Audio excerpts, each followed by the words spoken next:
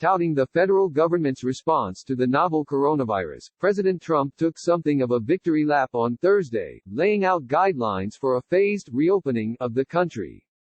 Trump boasted during a coronavirus task force briefing that there would be states that could reopen immediately, as early as Friday and within a few days.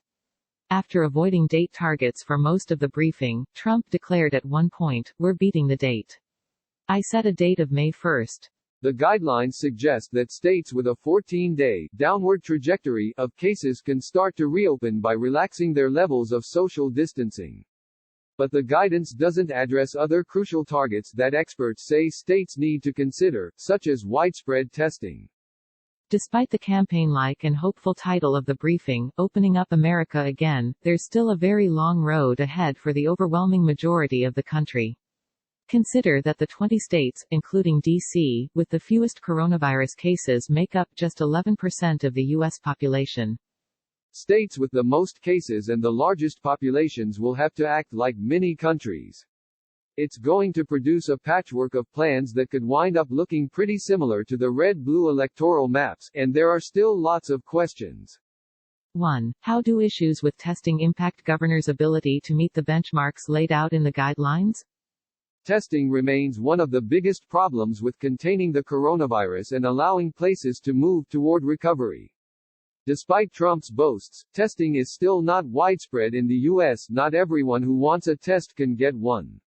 Only people with symptoms are getting them, and not all of them are, and asymptomatic people are able to spread the disease. That means no one really knows just how widespread the virus is. And without a vaccine or known treatment, there's the risk of more outbreaks. 2. Will the reopenings give a false sense of security to rural places? Given the lack of a vaccine, with one at least a year away, a major reason behind stay-at-home orders has been to avoid overwhelming hospitals. There are fewer than 1 million hospital beds in the United States, New York Governor Andrew Cuomo noted Thursday, and the strain would be felt even harder in underfunded rural hospitals if outbreaks start to happen in those areas. The guidelines suggest that places that see a reoccurrence go back a phase, and Trump said Thursday that if hot spots arise, he would whack them. But how? Again, there's no vaccine or proven treatment. 3. How will employers screen and do contact tracing? These guidelines will put more of an onus on employers to do these things, and they're not health professionals. How is that going to work in practice? And does it create liability that a local small business owner can't afford? 4. How will travel work between states in different phases? States will likely get to different phases at varying rates. So, how much of a gap will this create between states in different phases? And what about travel between those places? Until there's a vaccine or a treatment, there's no way to be sure there won't be flare-ups or outbreaks that could lead to places with few cases, which may have relaxed restrictions, seeing unnecessary deaths. Worldwide total confirmed cases, 2,158,033 total deaths, 144,221 U.S. total confirmed cases, 671,151 confirmed U.S. deaths, 33,268. Source: Johns Hopkins Coronavirus Resource Center, as of 11 p.m. Eastern Time Thursday. In case you missed it, here are other highlights from the White House Coronavirus Task Force's daily briefing. 1. Trump's 180 on authority. Trump is doing an about-face with these guidelines, going from falsely claiming he has total authority over the states to reopen the country to now ceding the way forward to governors. Politically, Trump is setting up a scenario that he hopes is win-win for him. If things go well, he takes the credit. If they go wrong, he blames the governors. 2. Testing still isn't sufficient. Trump loves comparing the U.S. to South Korea on testing.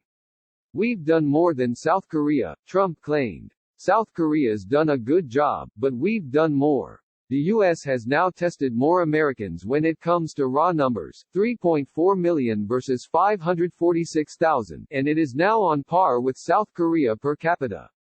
But South Korea did its testing much earlier. The U.S. got a late start, leading to a steeper rise in cases, and no matter what the U.S. does from here on out, it can't change that. 3. More misinformation about what the U.S. knew. Trump continued to claim that the U.S. should have been told a lot sooner, and people didn't want to talk about it.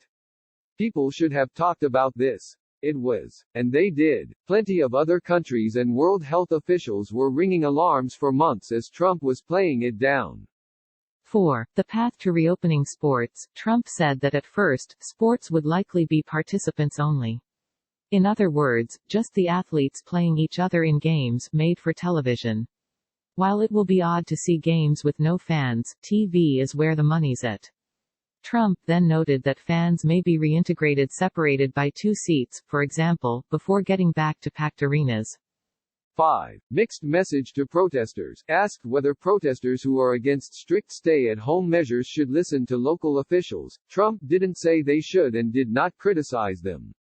Instead, he noted that this has been a tough process for these people, and that they want to get back. I think they're listening, he added. I think they're listening to me.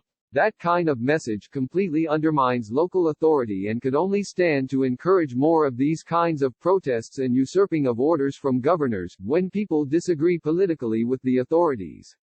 I call it a beautiful puzzle. You have 50 pieces, all very different, but when it's all done, it's a mosaic. When it's all done, it's going to be I think, a very beautiful picture. President Trump, on the country's likely patchwork path to reopening. What's it going to take to end the shutdown? 5 keys to containing coronavirus. There are several steps the country has to take to reopen, as NPR reported Thursday. The virus has put a crippling strain on the nation's hospitals, and facilities are still largely unprepared for additional spikes in coronavirus patients. Already, supply shortages have ravaged many hospitals. On average, one model suggests that hospitals will need to double their intensive care unit and ventilator capacity to care for the most critically ill COVID-19 patients. Experts say that better systems to separate and isolate known and suspected coronavirus cases will also be critical to containing the virus. Long before COVID-19, Dr. Anthony Fauci changed medicine in America forever. The White House's top immunologist on the coronavirus task force has a long, storied history in the medical field. San Francisco ramps up back to basics contact tracing to stop COVID-19, the first city in the country to implement a stay-at-home order in the coronavirus pandemic now hopes to test all residents who may have come in contact with the virus and persuade them to self-quarantine for 14 days. After 7 months in space, Mayer will return to a very different world. If you haven't been affected by the coronavirus, you must have been in outer space or something. For astronaut Jessica Mayer, that's exactly the case. She'll return to planet Earth on Friday after 7 months in space, coming home to a starkly different reality. NPR's Alana Wise contributed to this report.